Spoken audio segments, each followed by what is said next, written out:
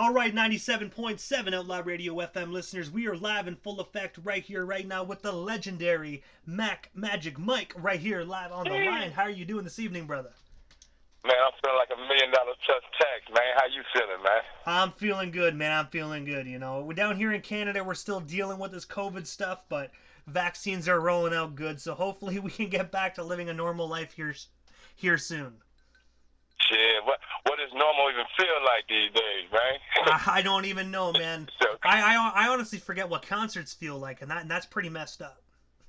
I went to my first little event last week, talking with my young bull hitter Slim, and I ain't been out like before COVID hit. I wasn't really going out like that.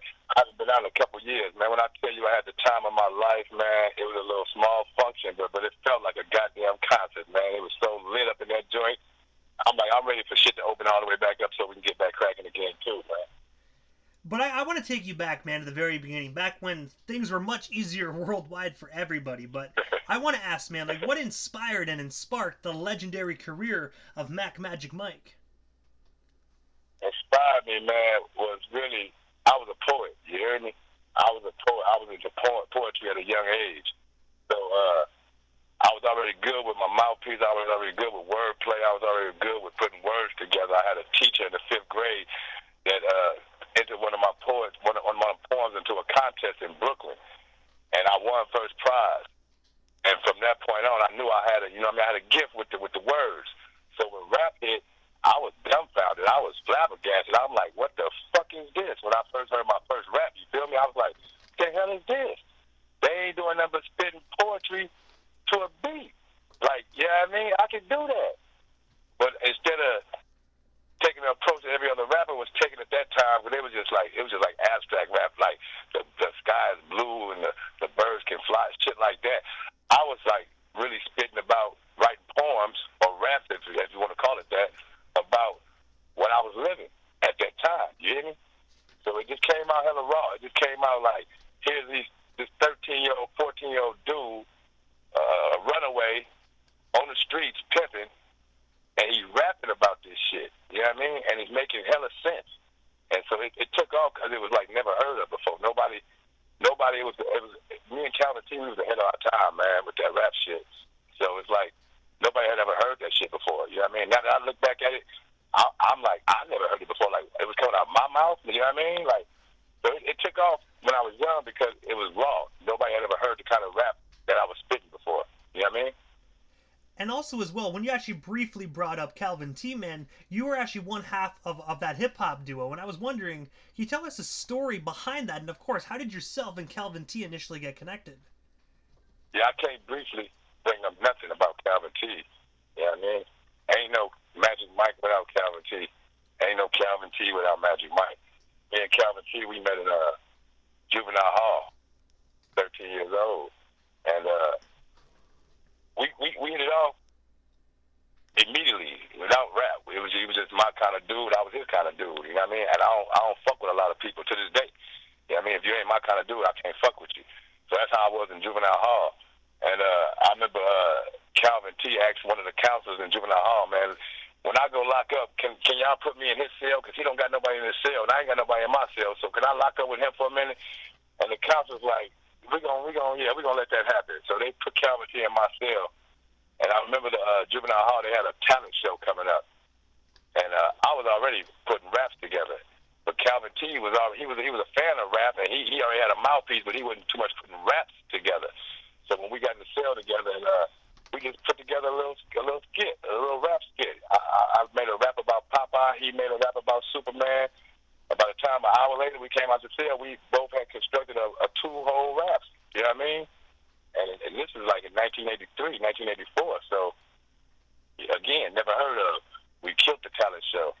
From that point on, it was Magic Mike and Calvin T. You feel me? And Calvin T went home. He went home before me. I had a few months left to do on my bid in Juvenile Hall. But I told him, when you go home, don't worry about nothing. I'm going to keep writing these raps. I'm going to send them home to you. You write some raps too. You make, you know what I mean, put your spin to it. And he knew how to make beats back then. You know what I mean? I don't know what we was using back then, little beat machines and whatnot, but he knew how to make beats.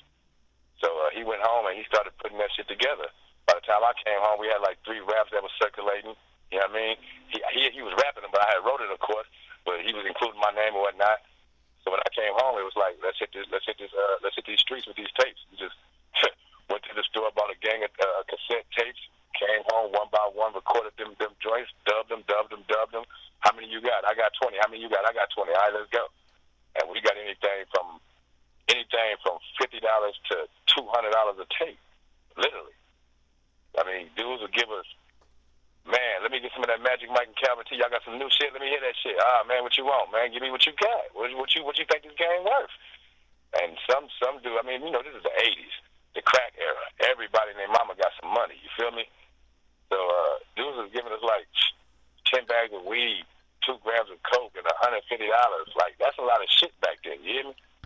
So we come home after selling all 40 cassette tapes, and easily had $2,000-$3,000, either cash or worth cash, some shit that's worth cash. You know what I mean?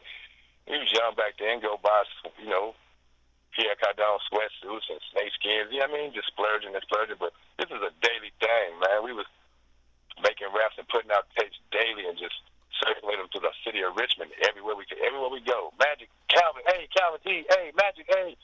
Couldn't even get to the whole town without selling out. You know what I mean? And them tapes circulated because, like I say, I'm going to say it again, it was never heard of. We was ahead of our time. So, of course, if somebody from another town hear that, they like, what the fuck is this? Like, who is these dudes? That's, the notoriety of Magic Mike and Calvin T, because everybody wanted to know who we was. But nobody knew who we was. Nobody ever seen us, unless you was in our town. But they knew those names, Magic Mike and Calvin T, believe that.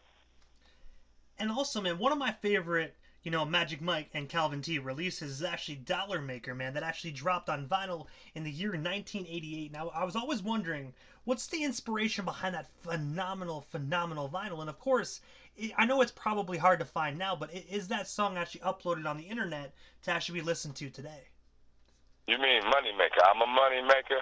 Oh, yes, well, yeah, I guess that one. My apologies. The vinyl, yeah, it was vinyl. It was a 2-sided vinyl. It was Calvin T. Moneymaker, and the other side was Magic Mike. What I Want Out of Life. I mean, you can go on YouTube and see it. The vinyl, that's long gone. But you can go on YouTube and hear it. I mean, I recently went on YouTube to hear it. My damn self, for real, yeah. But that Moneymaker, that was like the biggest song when at that time when it came out. That Moneymaker and What I Want Out of Life. Those was our first releases, like, you know what I mean, on vinyl or anything, like a real actual release. So, yeah, it was 2 big songs back then, man, for real. I'm surprised you know about that Moneymaker, man, Immortal. I gotta say, it's a fire joint, man. I actually looked on the internet and tried to find myself a vinyl copy of it, man, because I just repurchased an old school vinyl machine, and I need some of that, like, old school dope hip-hop for it, man. And I'm telling you, like, nobody will budge. I even checked Discogs. Nobody will sell a copy. I even put up a wanted ad, and nobody's even budging. So wow. They don't want to part with it, but maybe down the line some guy might sell me a copy. I know I got my first joint, Old Gang with a New Twist. I got that re-released on vinyl right now. And most definitely, man. After the interview, let me know the prices, man. I need to snag myself a copy. It's all good. I'll tap in with you, man. It's all good. And also, as well as jumping ahead of the timeline a little bit, going into the 90s, you actually dropped the EP, Old Game with a New Twist. I have to ask you, God, can you tell our listeners a bit more about that phenomenal EP? And of course, like, what was it like actually doing a solo record, like, by yourself? Like, what actually made you decide to do the whole solo thing? That right there, I was forced to do a solo thing because at the time I was in and out the penitentiary at that time, and Calvin T, he wasn't in and out; he was just in at the time. So it wasn't a choice. I mean, it wasn't a matter of solo. Now I had to, you know what I mean? It had to be solo. But at that time, like I said, I was in and out the penitentiary, and man, I had a pimp partner, man, a young pimp partner. When I say a pimp partner, I mean a true pimp named Denzel, man, Pony Boy, man, rest in peace, man. He from Parchester, out of Richmond, man. I gotta say, like all the years in Richmond, pimps, hustlers, players, whatever. You got the Too Short era where he was young and he was coming out, he was fresh with the rap, and you had dope boys and factors with money that said, nah, we got to put some money behind this dude. We got to, you know what I mean? We got to make sure this dude blow. And you got cats like that from everywhere, where the money men but in the town made sure that this dude Blue made, you know what I mean? It wasn't like that in Richmond, for whatever reason. You know what I mean? Nobody was like, Magic here, man. We finna make sure we go woo, woo, woo, woo, and make sure you get put on, man. Stay out these streets. It wasn't like that. You know what I mean? It's a dog-eat-dog world in the city of Richmond. That's how it was. That's how it is, man. But Denzel, my nigga, Pony Boy, he said, fuck that. He said, I'm finna take this whole dough, every bit of it, and I'm finna put you on, Magic. And him and my pimp partner, Tony McMurray, man, was still with us, man. Real player, too, man. Real P, Tony McMurray. Shout out to Tony McMurray. They gathered Hodo daily, man, and studio time daily, and tracks daily, and promotion, and everything, man. And that's where Old Gang came with a new twist. But Old Gang with a new twist wasn't supposed to be an EP. It was supposed to be a full release.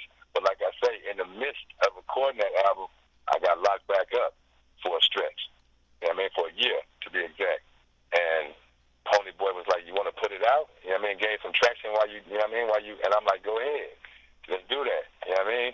But before I could get released, he died in a motorcycle crash coming from Reno back to Richmond. And like I said, rest in peace. So it was like the shit was dead when I came home. You know what I mean? It was like he was dead. The project was dead. I didn't have a passion for rapping no more. I just said, fuck everything. You feel me? But that release did a lot for my game, though. I got to work with like K. Lou, Andre Pullman Rivers, who I'm working with again today. Levitti, my Smother Brothers, Dinky Mo, Rossi Mo, Shitstarter, rest in peace. Young Pone, a real lyricist, Young Pone. He's not down too right now, but he'll be home soon. Yeah, but doing that project was a lot of fun. It kept me out the way for a minute, but like I said, I was doing foolish shit back then, got locked back up, and the project it just got deaded. But you know what I mean? I wish I would have had like a full release and carried on that with the momentum and the traction that the EP was gaining, because it made some noise. To this day, it's making noise. Like I say, I just re-released it. You know what I mean? It's a rare CD, like very rare, and I just re-released it. You know what I mean? My European Connect just re-released it and got it on vinyl right now. So this is 30 years ago, and it's still out. It's still being bought. So yeah, it was monumental. And I still remember the song 96 Grams of Game, man, was my favorite joint off that record. Yes, sir. Yeah, that was a big one, 96 Grams of Game, because it was 96 at the time. And like I think everybody on the song, Dillo, Rossi Mo, Young Pone, and Rossi Mo, Dillo, Young Pone, and Shitstarter on that track. Yeah, we killed that track, that 96 Grams of Game. That was one right there. That was my favorite one. Besides It Must Be Magic, that 96 Grams of Game was my favorite one right there. And if I'm not mistaken as well, I believe Old Game with a New Twist was actually mixed, I believe, by K-Lou, if I'm not mistaken. Yep, K-Lou Studios. You know, that's a Richmond pioneer, Bay Area pioneer, man. A whole lot of people got their sound about it. K-Lou Studios, yeah. K-Lou, yeah, he mixed and mastered that joint for me, man. It was big back then, even be fucking with K-Lou, you feel me? Because he was a boy back then, man. You know what I mean? And also, as well, you actually had the opportunity to work with Mack on the song Pop My Peas, man. I was wondering, how did yourself and Mack get connected? And, of course, what was it like just being in the studio and working with him? First and foremost, man, Mack, that's my dude. Like, salute. That's my dude to this day. Like, Mack is my dude. Mack, I met Mack when he was 16 years old. It was an E40 record release party in San Francisco. I think it was 96, if I'm not mistaken, 95, 96. Maul was 16, I know that. And met him at a gas station, man, and somebody like, Maul, this Magic Mike right here, he went ballistic. He like, man, Magic, man, I love your game, man. I listen to your shit every day, man. You keep me on my P's, man. He just went on one, man. And we ended up, it was a long line around the corner to get in the club. And Mack was so hyphy, man, so energetic, so juiced, man. He just told me and Pone, let's follow me, man. We finna get to the front door, man. We finna get in here, man. And he just went through the line screaming, Mack Magic Mike, A1 Records, just making up some shit. Mack Magic Mike, A1 Records, let us through. And it worked. It worked. We got ahead of like about 100 people. They let us in the building in the studio with Tone Capone. My God, Tone Capone. I was in the studio with Tone Capone and Vallejo, and I had already did the song. Pop My P. The song was just me. But I ended up, again, going back to the penitentiary. And while I was in the penitentiary, Mack ran into one of my female relatives in a grocery store. She was the clerk. And she was like, "Aren't you Mack?" And he was like, "Yeah, how you doing, baby?" And all this shit. She was like, "Fine." She was like, she proud that I love people. She like, "Well, my cousin is Magic Mike." And he like, wait, who? He like, "Your cousin is Magic Mike." He like, "Oh my," he wait, hold it, that's my guy. You know what I mean? He what he did was he made sure we got in contact, and he literally sent me a couple racks. He made sure I got a couple racks. If I wasn't mistaken, 1,500, a couple racks in the penitentiary on my books to make sure I was straight. And he, and got on the song and put the song out while I was in. Because that's all, you know what I mean? I was in transit. I was in that penitentiary. Nothing going to happen with the song until I got out. And Bob was like, "Man, can I put the song, put a verse on it and put the song out on the Millennium?" I'm like, "Hell yeah." My young Mack and that nigga, hell yeah. And that song blew on Millennium too, that Pop My Peas. That song went crazy. Maul laid his verse down, and the rest is history, man. And I got to say as well, I had the opportunity to interview Mack Mullen. I believe it was like about a year and a half ago, man. I got to say, probably one of the most coolest individuals, man. You know what I mean? His book that's actually out right now is absolutely phenomenal. Wow, it is. And if you don't got that joint, oh man, Amazon, go get that joint. My opinion, Mack Mullen. Man, it's a good read. Like, literally, I couldn't believe my young dude. Like, that's his, that's his doings, man. I mean, I could believe it because he's a smart dude. But yeah, the book is good, and he gave me major plug in the book. He gave me and Calvin T major plug in the book. But like I say, that's my dude, man. Shout out to Mack Mullen, man, and his whole movement. I fuck with Mack Mullen hard, man. That's my dude. I got love for him, man. And most definitely, ladies and gentlemen, if you don't have the book already, make sure you get it, or you most definitely will regret it. Go get that. My opinion, Mack Mullen. That book on Amazon. That's a good read. I ain't gonna lie. My dude Shop Rob, he hit me to it, and I had to get that thing, man. The dude go crazy. I ain't saying it just because he shot me out, like, period. It's a good read, man, from a young dude's perspective. Maul, I got respect for Maul. And also, as well, you actually won the 2015 NCEM award for I Am Hip Hop Artist of the Year. And I have to ask you, man, can you tell our listeners a bit more about that? And, of course, after all these years within the hip hop industry, how does it feel to actually be known as Hip Hop Artist of the Year? Yeah, you just took me there. That was big. I didn't get to express it enough when I got the award. You know what I mean? It was like on time. I didn't want to just eat up a whole lot of time. But that was big. That, like you say, after all these years, underground or not. Because even though we underground legends, me and Calvin, like I said, it's no magic without Calvin, so I'm going to stay spitting his name. All these years, we was never recognized how I feel we should have been. I mean, I understand we underground. We're not mainstream, but we influence a lot of dudes. We influence a lot of artists. We changed the whole game to some degree. We made sure rap wasn't just about anything coming about the Bay. Like, you know what I mean? You couldn't just nursery rhyme rap after hearing Magic Mike and Calvin T. I don't care what city you was from or where you was from. After hearing the lyrical content, like what is these dudes saying? After hearing what we were saying and how we delivered it, you couldn't sit there and pen no bullshit after that. Out the Bay. So I honestly believe, and I've been told it multitude of times, you dig? But I honestly believe that me and Calvin T, we shaped Bay Area rap. You dig? It was mandatory that Bay Area rap had to be about some game. It had to be about something sharper than just some bullshit coming out the Bay. If you ever heard Magic Mike and Calvin T, so I've been told by a few artists that I influenced them. You know what I mean? But to be recognized like on that kind of stage, like hip hop, I Am Hip Hop. You know what I mean? Legendary Lifetime Award. That was big for me, bro. Like, yeah, I was humbled by that. You know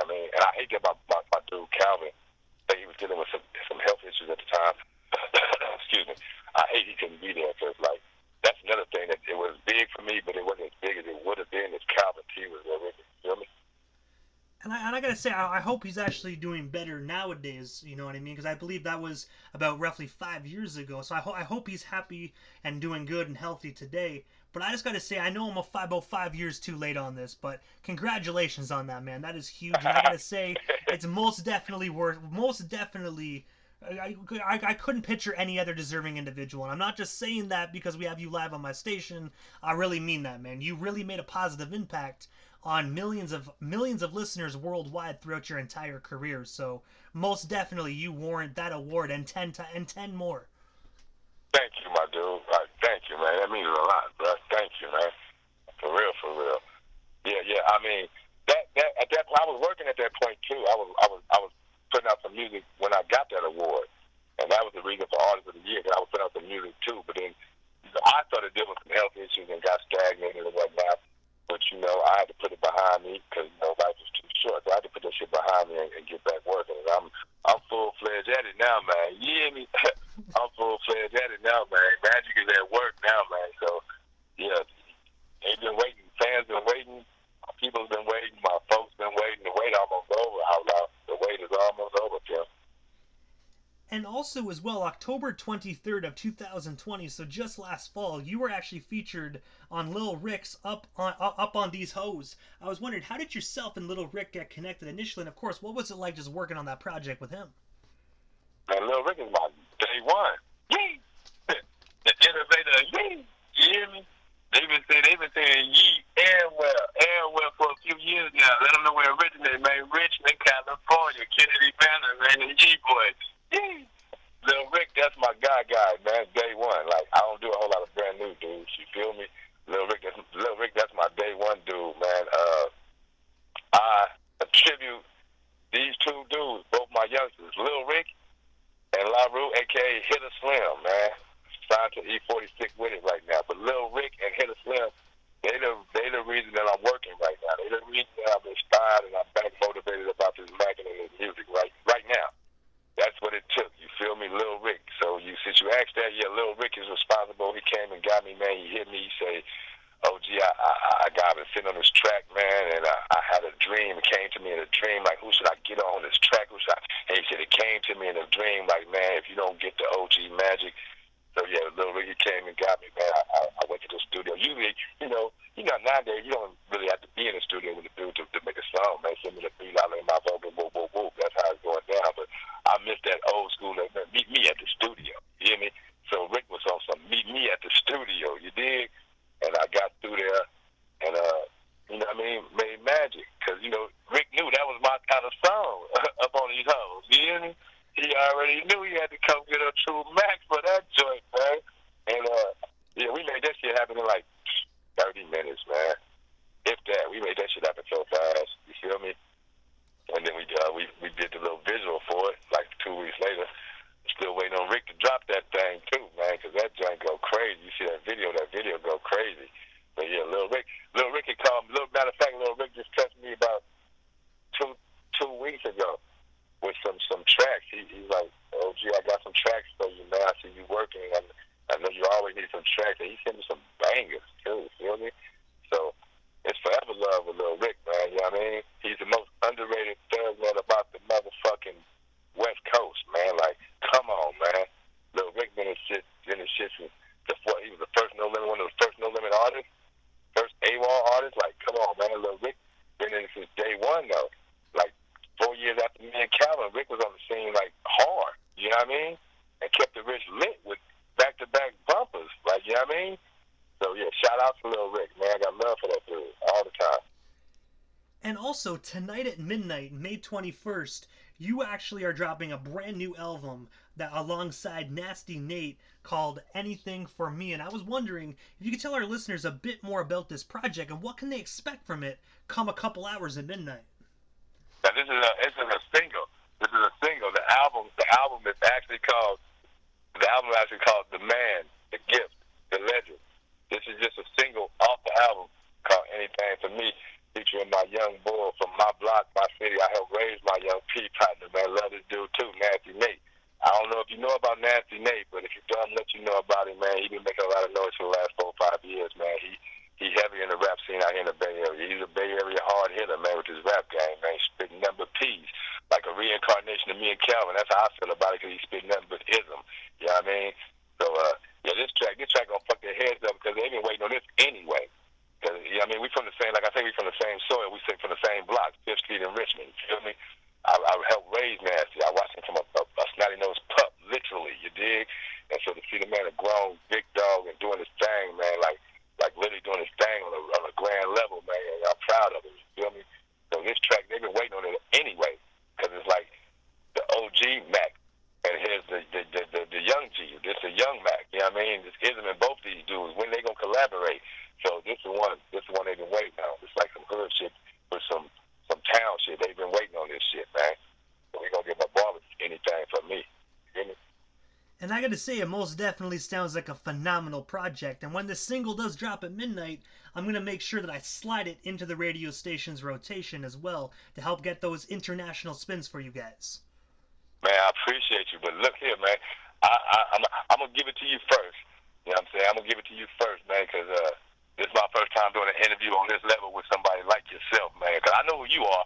I'm surprised you knew all this about me, but yeah, I know who you are too. So let's not get that twisted, man.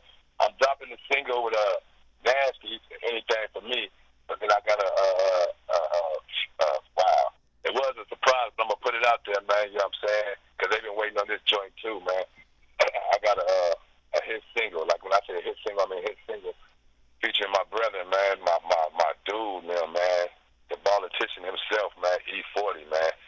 Got a single called Humming coming out with featuring E40, and this shit's gonna not only fuck up the game, it's gonna change the game, because I'm gonna let a lot of people know, and 40 gonna let them know, man, that we originators, man. We, you know what I mean? It don't stop because niggas OG, man. You know what I'm saying? We got to take it back, man. You know, they do their thing, but we got to take it back and let them know what it really is, man. So this single Humming featuring E40, it's going to be a fool. So, yeah, when that thing drop, I'm going to let you know when that thing drop. It's going to drop real soon. I'm going to let you know when that thing drop, man. You're going to be real strong on that, believe me. Hey, most definitely. I'll make sure I place that into heavy rotation as well on the radio station, man. I'm going to be honest with you, man. E40, Mack Magic Mike, and Humming in one song, I don't know, man. That to me is a triple-double right there. Bruh, triple-double. Hey, that's some Russell Westbrook there, man. You ain't lying. That's triple-double there, man. Like, this the one right here, man. Like, seriously, this the boy of all boys. This a track right here, man. They gonna be strong on this, man. Everybody gonna want this in heavy rotation. Trust me, man. You know what I mean? It's my joint. I'm gonna want it in heavy rotation. I'm gonna listen to it over and over and over. You hear me? And I gotta ask you, Mac, because of course, you know what I mean, with the whole song with like E40, and of course, you know, Nasty Nate joint dropping tonight at midnight. What is next for Mack Magic Mike? Is there anything we actually missed? Anything else you still want to talk about or promote with stuff you hear live on the Canadian airwaves? Yeah, I'm letting them know. Just let them know, you know, this album is gonna drop. It'll be dropping this fall. Like I say, the man, the gift, the legend. It's like 23 collection of 23 songs. You know what I mean? It's going to be a 3-piece project. You know what I'm saying? I'm featuring Magic Mike, the man, who I am as a man, my family, my life, the shit I've been going through. You feel me? The shit that makes me a man. You know what I mean? And I'm going to go, you know what I mean? The gift is with this mouthpiece. Showcase this mouthpiece like never before. You know what I mean? It's a legend. I'm going to go back to the old school ism. The shit that made me a legend. You know what I mean? Like I say, the man, the gift, the legend. You're going to get a triple dose of some real game, man, from every aspect of who I am. They gonna feel me, man. And like I said, I got the single with Nancy, anything from me. I got the single, man, featuring E40. I got a slapping ass. Oh God, I got a slapping ass story called Ghetto Prayers featuring my young bull, Last the Boy, man. Last the Boy about a Richmond AOB, man. Little Rick, man, featuring Last the Boy and Little Rick, man, called Ghetto Prayers. Oh my God.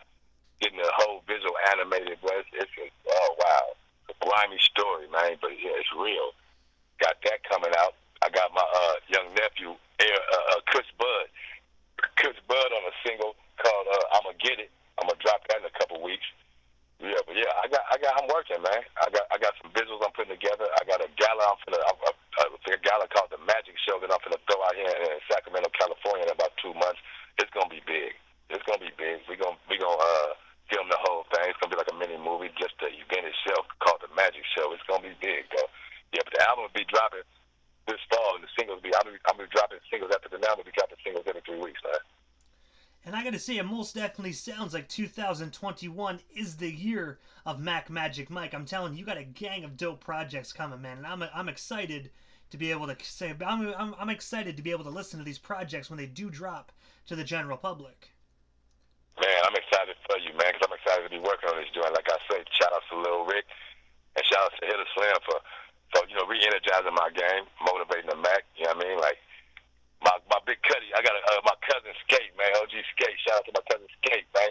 He told me, I say, you know what I mean? This game is like a baseball game. And I thought we was in a 7-inning stretch. He said, no, nigga, we ain't in no 7-inning stretch, man. This is the 9th inning.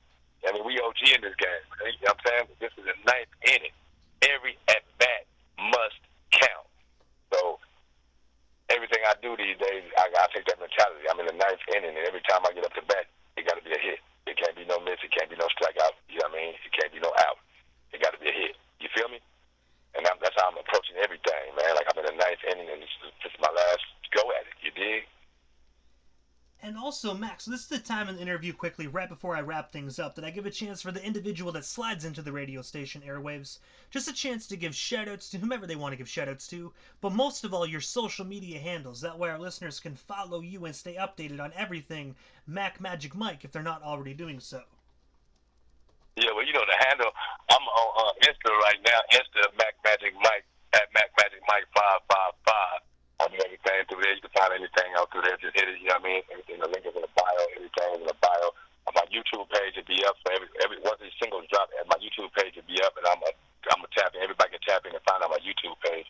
And I'm like I said, I'm gonna be on every digital platform. I mean, I'm gonna be on platforms I don't even damn know about. You feel me? I got my young bull that I do want to shout out. HUT, Hut International, man. Music Nairs, man. That's my engineer. That's my friend. That's my partner. He working with me through this project. He helping me out with the marketing and promotion and everything. Yeah, and I appreciate that, dude. Like I said, I want to give a shout out to the whole city of Richmond. You know what I'm saying? Because, like, I honestly feel like the city of Richmond, I'm pretty sure you heard this interview on the Richmond artist before, we underrated. You talk about the Bay Area, and you easily talk about Oakland. You talk about the Bay Area, you easily talk about San Francisco, Vallejo. You know what I mean? You even talk about San Jose. But hold on, man. They tend to forget about Richmond. You know what I mean? Now, we know the murder rate is horrendous. We know Richmond is crazy. We know that. You know what I mean? But where it ain't crazy at, where they ain't killing at. But we talking about this music. We talking about how music has inspired the West Coast hip-hop game throughout the Bay Area. You cannot. I mean, there's literally no fucking way you can leave out Richmond. You know what I mean? Like, that's an integral part of the Bay Area, Richmond, California. It might be a little bitty small city, but it's a big part of the Bay Area, man. So, yeah, shout out to my city, Richmond, California. I'm gonna stand up for us, man. And I'm gonna put it, if we on the map now, I'm gonna put us on the globe, man. You know what I'm saying? I'm gonna make my motherfucking people proud of me. You hear me, man? Oh, man.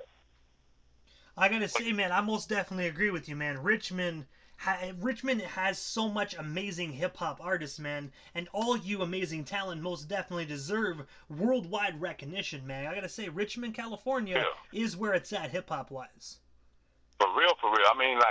I mean, all the other bullshit, all the street politics, all the other shit aside, like, we talking about hip-hop, we talking about rap, we talking about how this shit evolved, you know what I mean, from the 80s to the 90s to now.